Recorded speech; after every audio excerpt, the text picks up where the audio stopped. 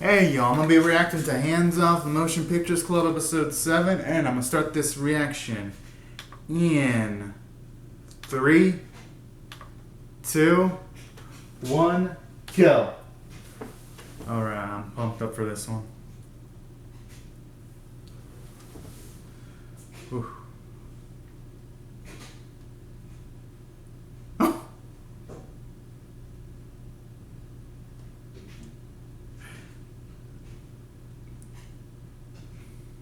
I'm glad she at the very least didn't check the sheets or any of that kind of stuff, because some parents have a tendency of doing that. Aww, it's adorable. Oh.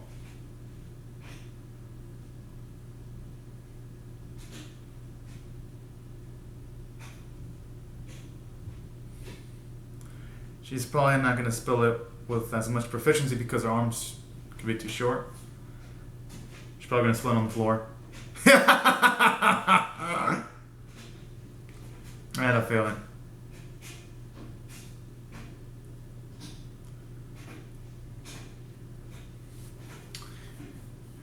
Hopefully she succeeds this time. Oh, yeah. It's just too short.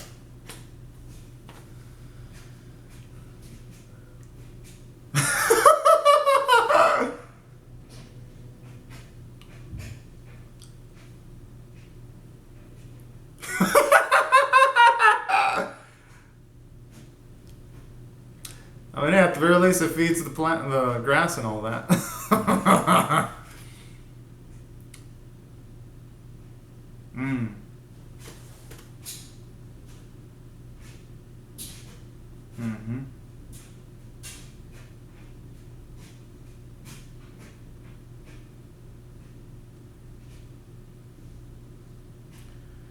I'm actually liking this. Finally, the episode's centered on her.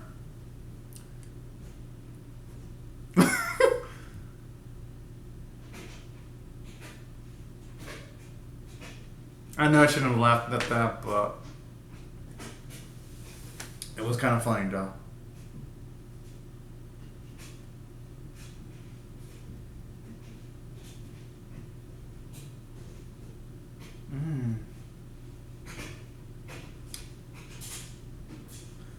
Okay, that makes sense. So that's where her interest in animation started.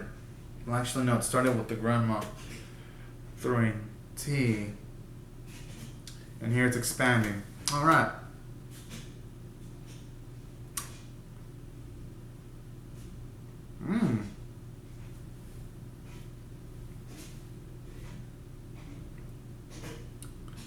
Okay.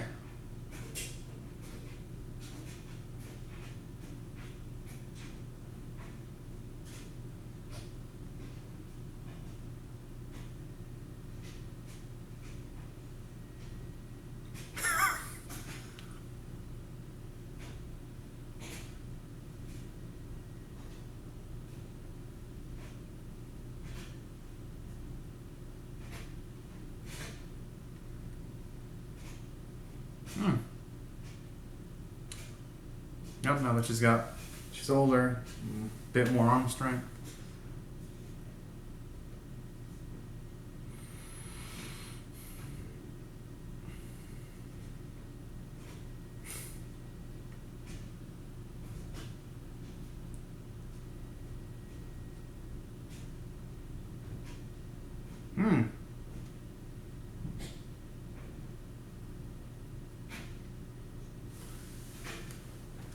Okay.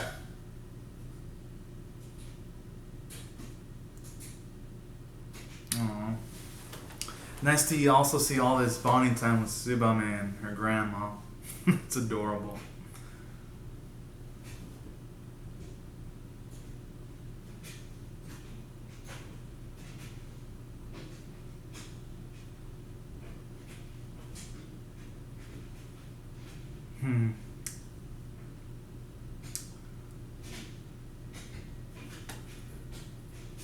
Oh, that's nice. So that's the context. She's using her experiences from the past in order to help her out when trying to portray one she wants to have on the sheet of paper. It's pretty cool. Because I've heard in instances where animators, at least the best ones, use their experiences in order to make for the best looking animation that they can produce. Okay. Nice start so far. Those moves, I wonder if they actually got someone to like... I wonder if they actually got someone to like do the dances and then they drew it as like a reference. Curious about that. I'm really curious about this production of the opening. It's pretty darn awesome.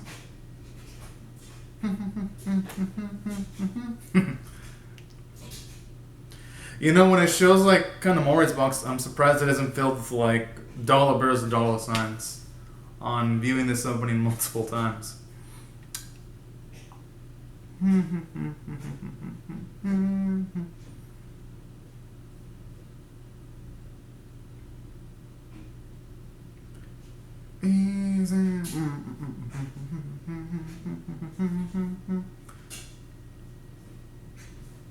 Okay. All right, it's back.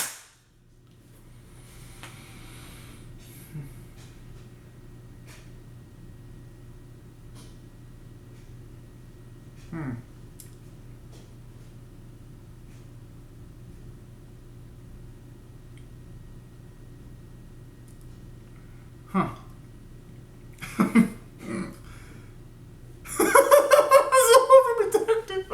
I love it. Oh, I like how they all went in line the moment Kanamori spoke. As it should. As it should be.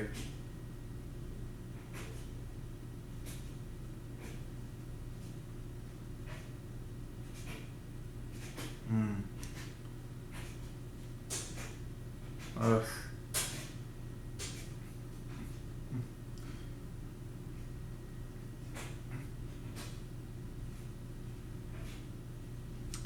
I can see where she's coming from, because if you're not careful, the dialogue can be drowned out, but then the dialogue can drown out the background music and stuff of that nature.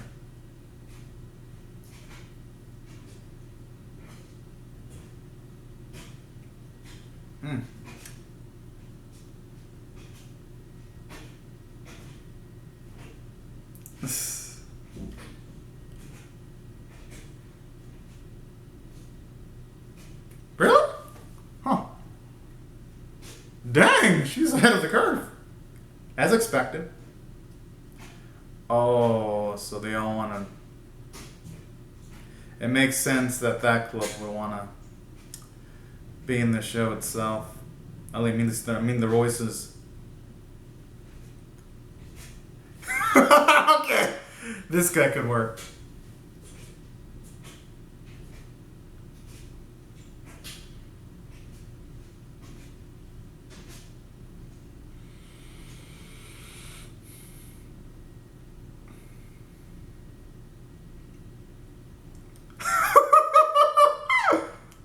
I like that though, since they're not paid pros, it's gonna take a lot longer for...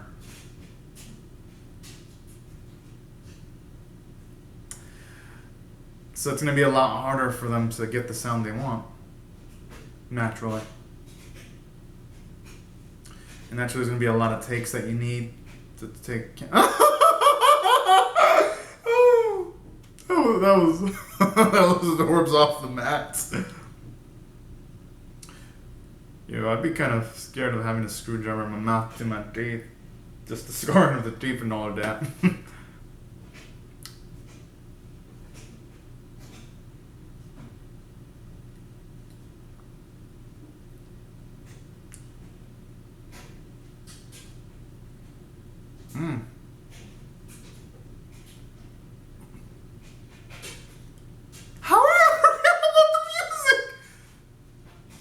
Okay, at least they have a free music library. That's good.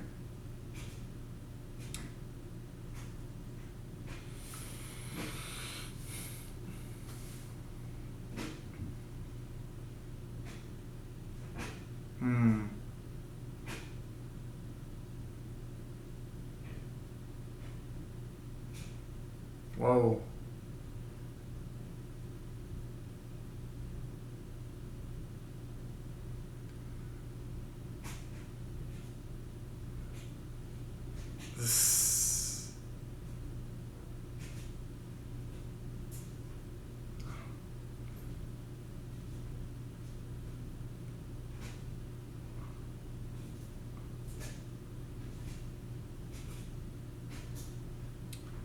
Oh.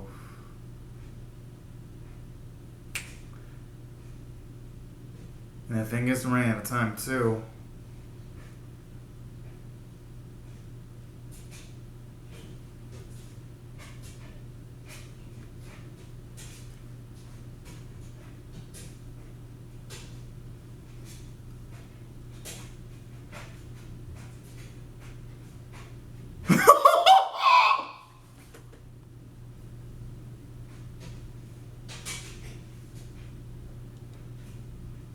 The thing is, though, the way Asakusa said it, it leaves a lot of things up to interpretation.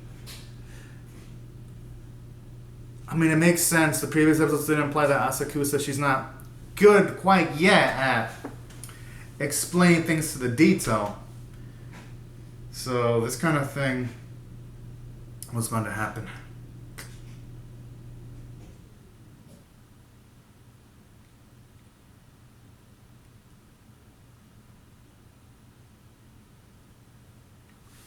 Oh!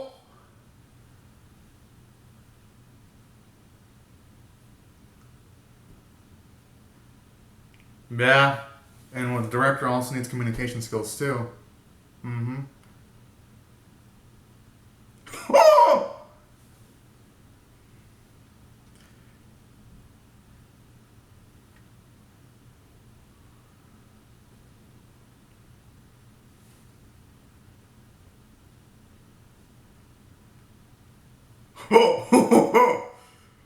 Get her by the figurative jugular.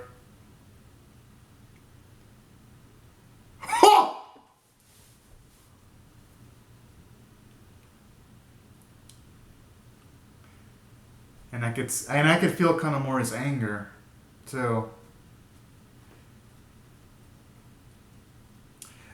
Like everyone's just working hard, but at the same time, creative endeavors, they sometimes do hit bumps in the road. Because creativity isn't something you can have on a schedule, but at the same time it's a balance, because creativity does need a schedule in most instances. Because in creative endeavors like films, animation, something has to pay the bills. And you won't be able to if you're late, constantly late. So, I could see the equality of both viewpoints. Right, punch. Oh, man. I would think she'd have an umbrella, not a rain poncho. But then again. Huh?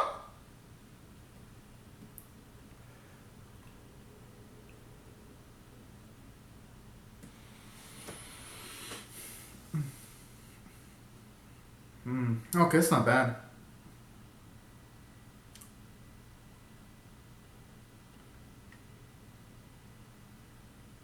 Alright.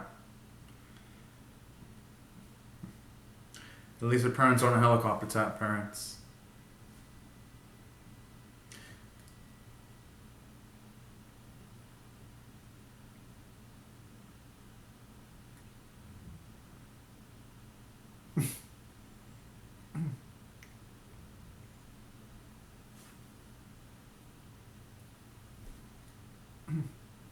Huh.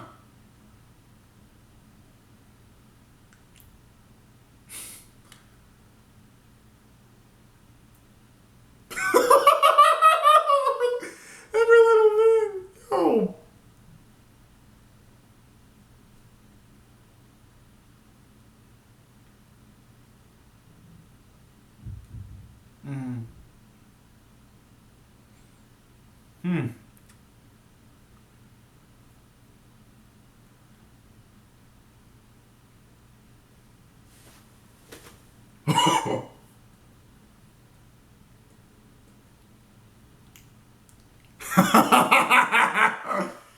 Oh.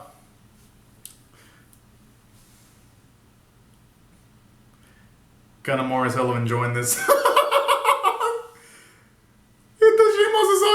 Asakusa has to be the sacrifice.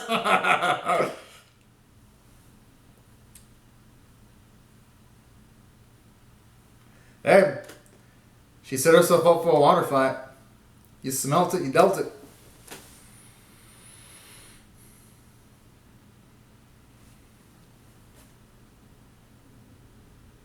Oh, yeah, I think.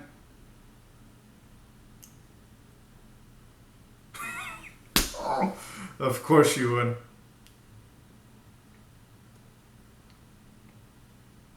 Whoa, whoa! I wouldn't be. I'm actually not surprised that Kanamori would try that. It's cost efficient if you know how to do it properly. Higher quality meat, and you could probably even raise enough pigs and sell some of them off. Just as expected from Best Girl, always taking the epic approach.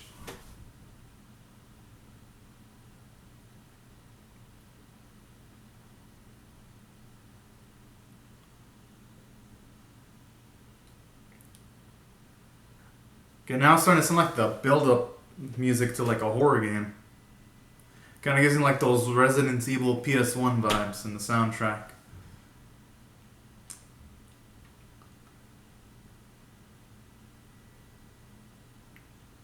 A hyper? What the fuck? Okay, the tuning is strong in those two. Oh my.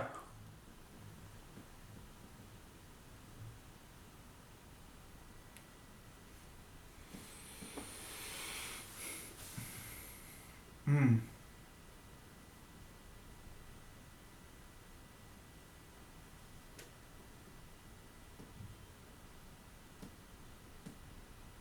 Huh.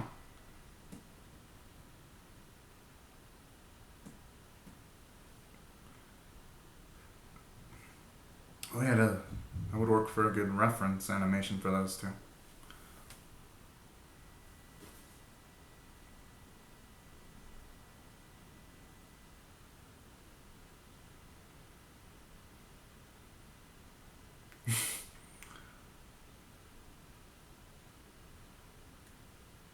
Hmm.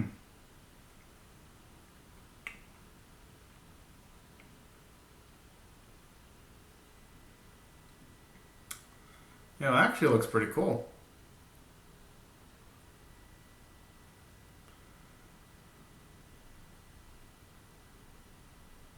Hmm. Yeah, I might have to look up this track. It's pretty good. Okay, that looks like fun. Yo! That looks like an epic water slide. Yo, if they ever built that in the future, it'd probably make loads of money. Yo, I'd probably throw my money on the screen if that happened. Shit. Okay, so that was all just dreaming then. Okay, cool. Cool.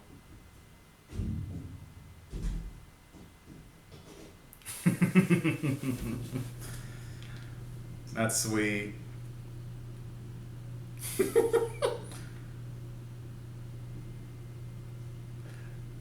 I like how kind of Morris complain how about weight despite carrying the the lightest object of the two.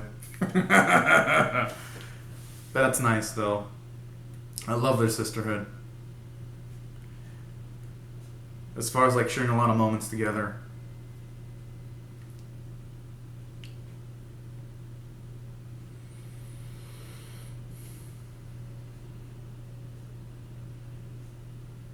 Hmm.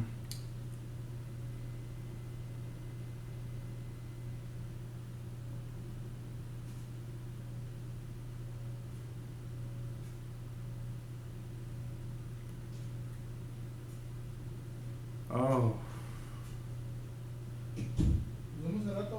Alright, alright. Let's see. Hmm. Oh yeah. Ugh. Oh yeah, he did! Oh shit, that's a first!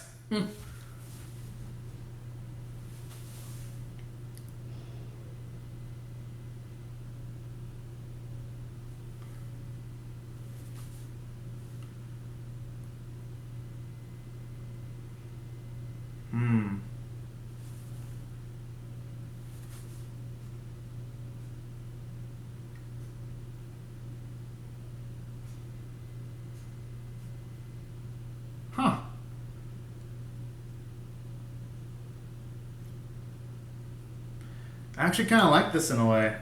Because it shows, because we know with Mizusaki and Asakusa, they're already really intertwined with animation. But Kanamori, in this sequence, is showing that she's seen enough animation and she's learned enough about it so that she can also internalize the animation to a certain extent, Kanamori. I like that. When they actually portray it with those three looking at a big screen, it's pretty cool. Visual cue there.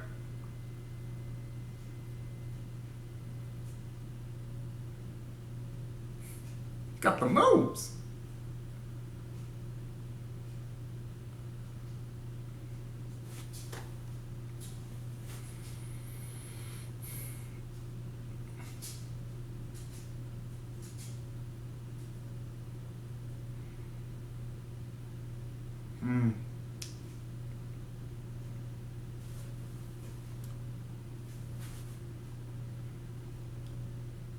That's true.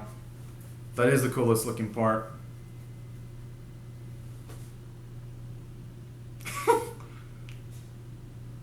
Yeah. You know, she ain't wrong. Even movies involving rockets always take that approach too. Because with the kinetic energy of just the fire getting out of the rocket ship, that's always the cool part about it in movies.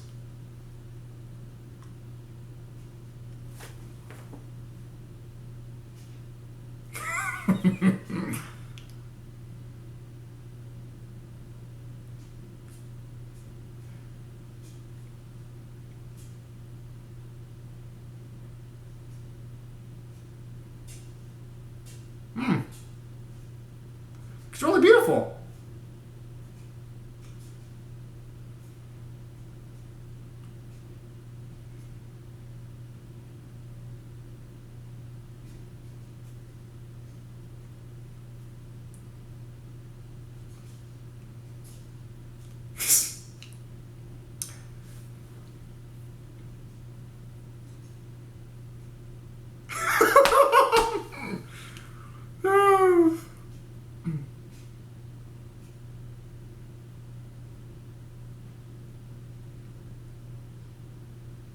Huh.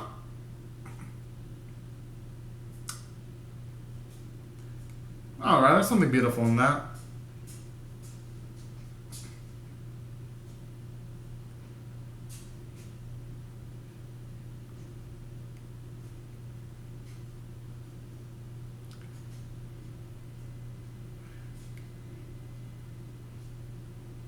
Oh.